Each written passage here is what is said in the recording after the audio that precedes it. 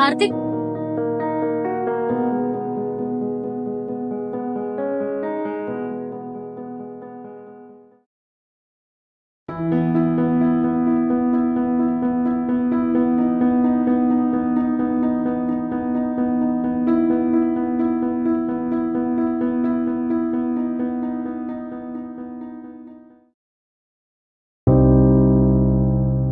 రే, అరగంట నుండి నా మొహం ఇద్దరు చూడడం లేదా మీ ఇద్దరు మొహాలు మీరు చూసుకోవడం ఏట్రా ఏమైంది?